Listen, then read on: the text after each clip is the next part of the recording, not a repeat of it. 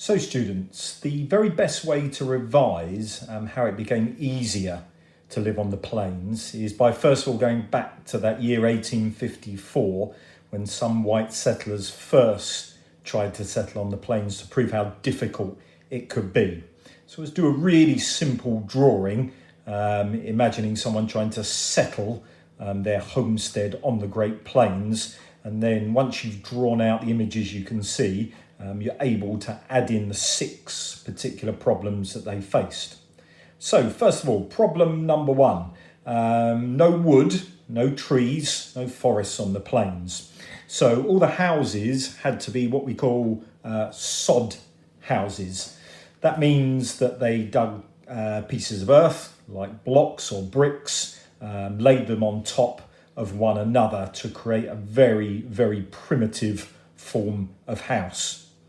Second big problem, arriving again from the issue of no trees on the Great Plains, or certainly very few of them, was what to use for fuel for cooking and heating, as it was very cold in the winter.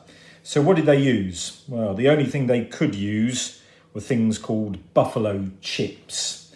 Now, this was the dung of buffalo that had dried on the Great Plains, and once it has dried, it could be burnt as a fuel, but it burnt very, very quickly. So you had to collect a huge amount of it just to be able to cook on or heat the sod houses in winter. Problem number 3, very few streams, very few rivers. So you had to dig a well. Now, water sometimes could be 300 feet below ground.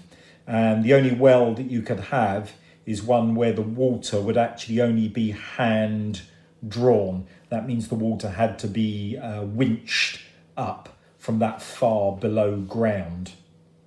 Problem number 4, actually growing crops.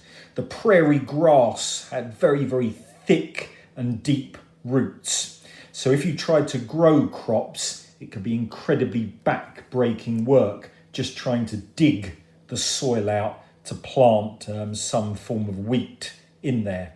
Other problems as well, very hot summers, so often crops could wither and die in the heat itself. And you've seen a video where plagues of locusts sometimes appeared and completely destroyed crops across many of the early farms on the Great Plains.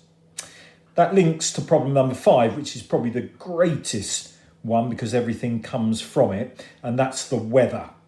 So as we've said already, very, very hot summers, cold in winters, strong prairie winds, tornadoes sometimes, lightning, hailstorms, a really inhospitable place to try and settle. And finally, the problem that students don't really think about, but it's possibly one of the most important ones, is the fact of how isolated you could be. That isolation was because so few people were first trying to settle on the plains that originally there were very few people. So to find someone else actually settled on the plains would be very, very difficult. That was why originally the first 2 plains locations were simply called territories. This is because a territory was a place that still had less than 60,000 people living in it, and Nebraska is an example. Final problem with isolation, the Pacific Railroad Act is still 8 years from being passed. So the only way that you could bring supplies, or even if family members would want to visit, they would have to arrive again still by wagon train to see you. So to go over those again, simple picture to draw, and then add in those 6 issues, writing as much as you can about them.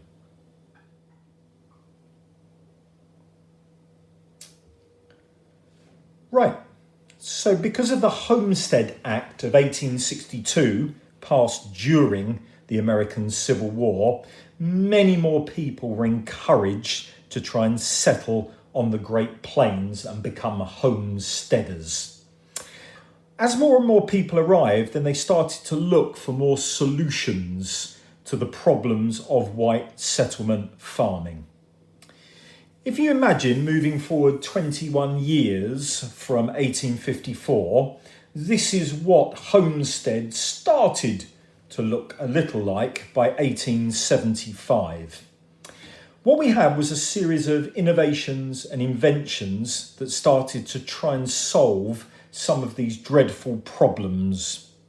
Now, if we go back to the 1854 diagram, we know that there was one problem that the homesteaders couldn't change, and that was the weather. So what they did is they adapted to those conditions.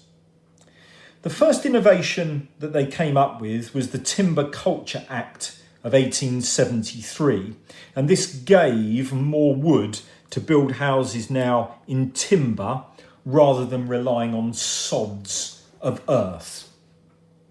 Second one, the wood also brought fuel for fires and cooking, whereas previously, if you remember, the people settling on the plains were having to cope with buffalo chips, which was buffalo dung, to burn for their fuel and cooking.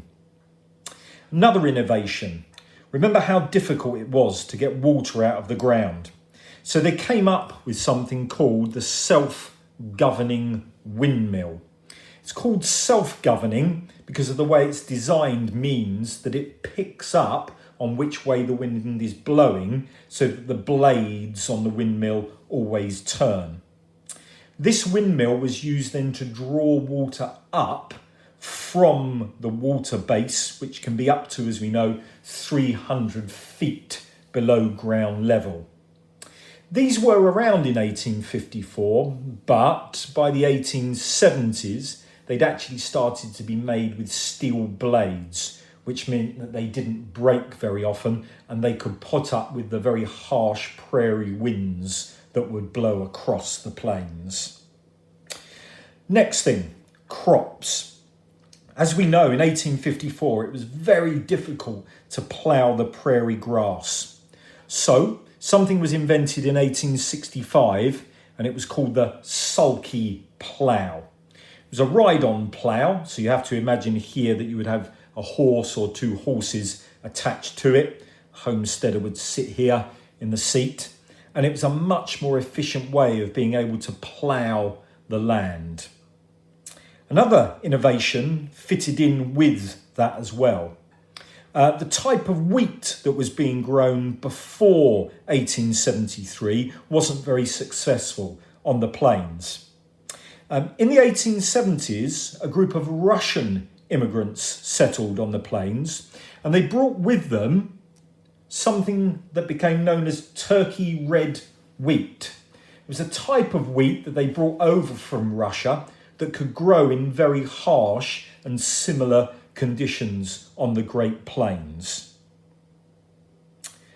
One of the most difficult things was a lack of wood also to build fences. So one of the most important inventions was in 1874, barbed wire was invented. And this allowed homesteaders to enclose their crops and prevent it from being trampled from any of the livestock they might have, or indeed the buffalo who roam around the Great Plains. Final problem, interesting again to decide whether it was solved or not. And the final problem was whether these homesteaders still lived in isolation. Well, if you have a look at the sign here, you can see that within 5 years of the Homestead Act being passed, Nebraska actually became a state because it was able to attract 60,000 people to that territory. That meant that some of the homesteaders could live close enough to cooperate and help one another. But again, one of the most vital things to prevent that isolation was the railroads. The 1862 Pacific Railroad Act meant that there was a railroad that ran right across the plains, and other railroads were connected then to it to allow homesteaders to access products, to buy things, to get some of the things that it was impossible to gain otherwise on the plains. Please do draw that out. Again, add in all the solutions and innovations that are created.